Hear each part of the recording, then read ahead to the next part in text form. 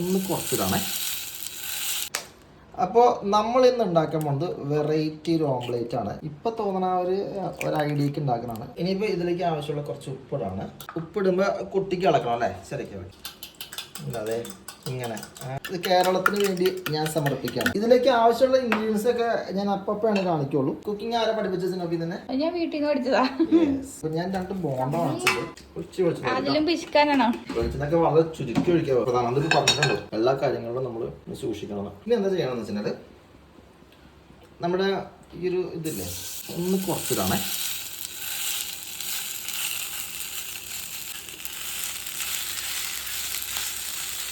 ശരിക്കും ഈ പറയുന്ന ഉരുളക്കിഴങ്ങ് ഇവിടെ ശരിക്കും ഒന്ന് ഫ്രൈ ആയിക്കൊണ്ടിരിക്കുകയാണ്.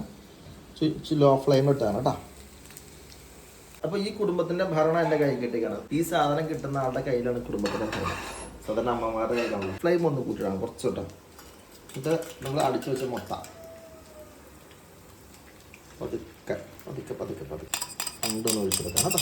ശരി, അപ്പം ഞാൻ ഈ ഓംലേറ്റ് ഉണ്ടാക്കാൻ പോകുന്നത് ഒരിക്കലും അപ്പം പോലെ കേട്ടോ. അപ്പം പോലെ ഉണ്ടാക്കിയാലും അതങ്ങോട്ട് ഒരു സുഖമാവില്ല.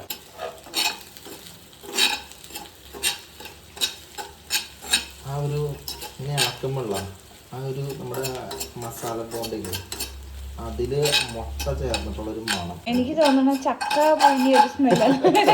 ചക്ക പൊഴിയാ എനിക്ക് ചക്കോട് ഇട്ടുള്ളതുകൊണ്ടാണ് പറഞ്ഞൂടാ. ഇതിപ്പോ ഒന്ന് കുറച്ചും കൂടി ഒന്ന് ഡ്രൈ ആക്കണം. ഇപ്പോഴത്തെ അവസ്ഥയിൽ കിച്ചണില് ഉച്ച സമയത്ത് നിന്ന് കഴിഞ്ഞുള്ളത് ഞാൻ പിടിക്കണം കേട്ടോ. ഡിഷ് റെഡി ആയിട്ടുണ്ട്. ഇപ്പൊ റെഡിയാ വാ. ചൂട് നോക്കി, ചൂടില്ല. അപ്പൊ ഞാൻ ഒന്ന് കഴിക്കണേ.